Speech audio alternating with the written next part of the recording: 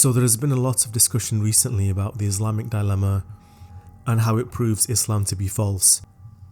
However, as much as I find the Islamic dilemma interesting in terms of Islam's lack of coherence as a religion, I do not consider it the number one reason to reject Islam. My main reason to reject Islam is that Muhammad was a terrible person, and the Islamic scriptures confirm this. Let's look at one major issue that demonstrates this, and why it is clear that this religion is man-made, evil, and not from an infinite loving creator. And believe it or not many Muslims actually know about this. Now, this man caused controversy several years ago when he rejected Islam after being a pious and dedicated convert who repeatedly defended Islam on his YouTube channel.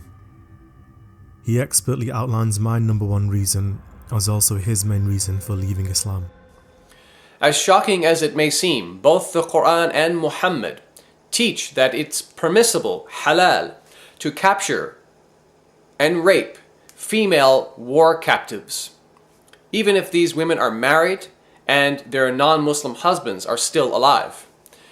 So let's investigate the Islamic sources to see what they say. The Quran in chapter 4 verses 22 and 23 informs Muslim men about the categories of women which they are forbidden to marry.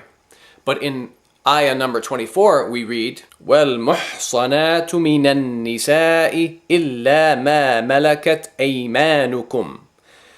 Also forbidden are women already married, except those whom your right hands possess. So we see here in the Quran an exception, an example where it is permissible, halal, for a Muslim man to marry a woman who already has a husband.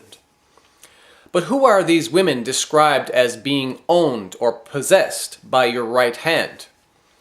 For the answer, let us turn to the most famous commentator on the Quran, Ibn Kathir, who, while commenting on Quran chapter 4:24, said the following, quote, Allah said, وَالْمُحْصَنَاتُ مِنَ النِّسَاءِ إِلَّا مَا مَلَكَتْ أَيْمَانُكُمْ. Also forbidden are women already married except those whom your right hands possess. The ayah means you are prohibited from marrying women who are already married. إِلَّا مَا مَلَكَتْ أَيْمَانُكُمْ.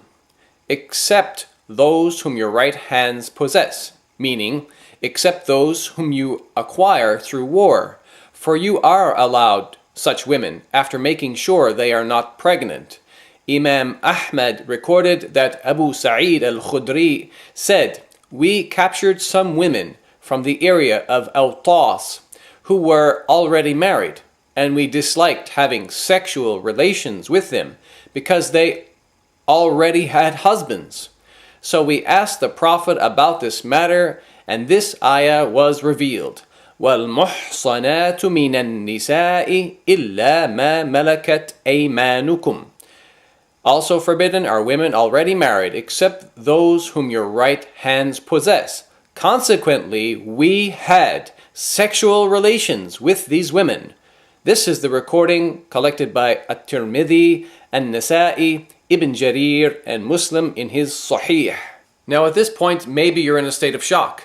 Maybe you're even saying to yourself, this is impossible. The glorious Quran and the noble Prophet Muhammad would never teach such sexual immorality. Or maybe you're thinking there must be some other more positive interpretation to the Quran chapter 4 verse 24. Or maybe you're even trying to convince yourself that the great Islamic scholar and the most famous Quran commentator Ibn Kathir is completely wrong and he has no idea what he's talking about. Brothers and sisters, I wish all of that were true, but unfortunately when we investigate the matter further, things just get worse.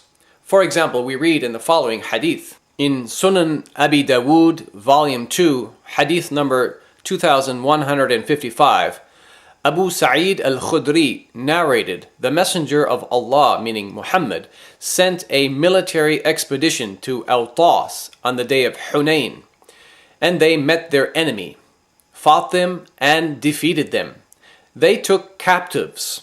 فَكَأَنَّ أُنَاسًا مِنْ أَصْحَابِ رَسُولِ اللَّهِ تَحَرَّجُوا مِنْ غِشْيَانِهِنَّ مِنْ أَجْلِ أَزْوَاجِهِنَّ مِنَ الْمُشْرِكِينَ.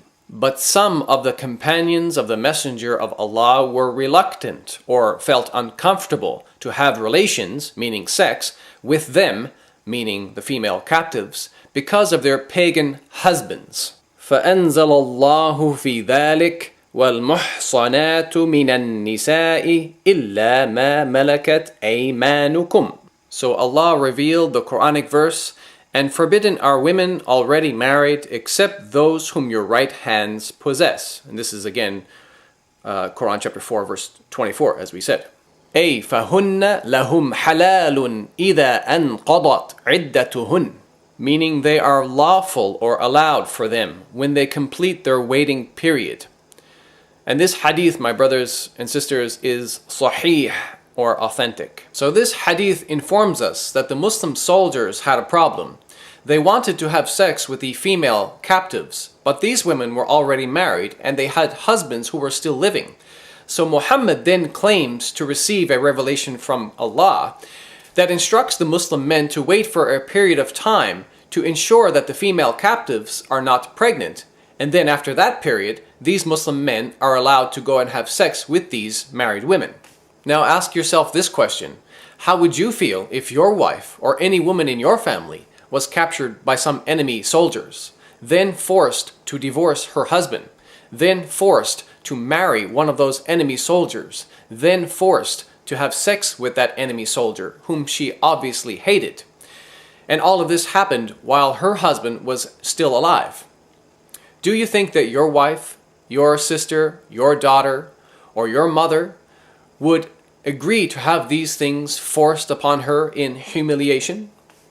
No sane person in his or her right mind could defend the Quran and Muhammad on this issue. This is nothing more than legalized rape of married women. And I cannot believe that this is from God. So therefore, I am rejecting the Quran and Muhammad on this issue.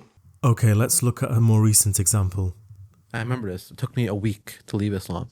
I opened up the Hadith on a Monday, and I didn't have to use a translation. I spoke fluent Arabic. And there's this verse in the Quran. This was the first hint. And it says, I'll just say it in Arabic. In the Quran or the Hadith? Well, it says in the Quran first. It says, وَإِنَّ عَلَى أَزْوَاجِهِمْ وَمَا مَلَكَتْ أَيْمَانُكُمْ. And what's permissible for you is your wives and what your right hand possesses. Now, in English, they try to change it a little bit, which, side note, never trust an English version of the Quran or the Hadith. And we can get to that later.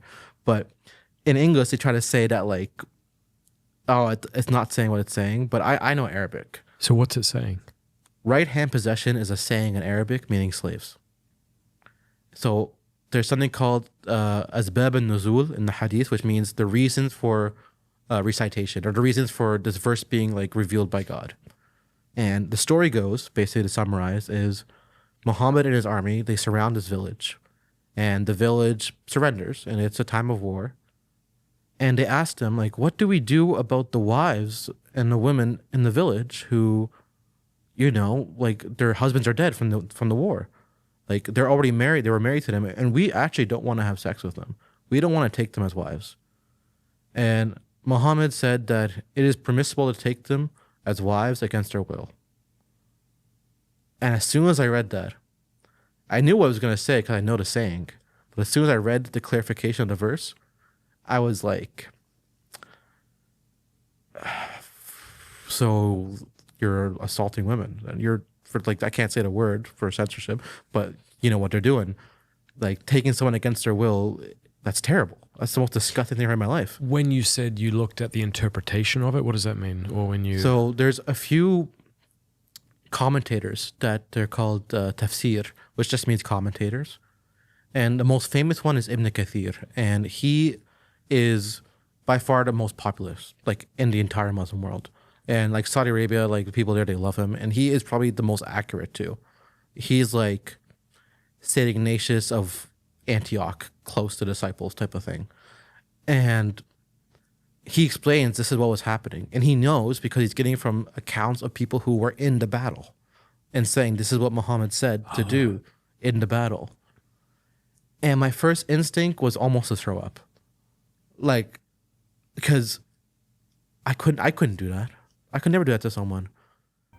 So as you can see from these examples, according to Muhammad, he received another one of his conveniently timed verses from God, and this one told him that it was okay for him and his men to rape women that were captured in war. I should not have to tell you that this is absolutely repulsive and shows you how dangerous and harmful these types of beliefs are to society and humanity as a whole. And when a religion contains such vile, degenerate attitudes and behaviours, it should not be surprising at all that it leads its followers to horrendous acts such as taking part in gang rape and sex trafficking, as we have seen many examples of in the Muslim grooming gang scandal here in the UK.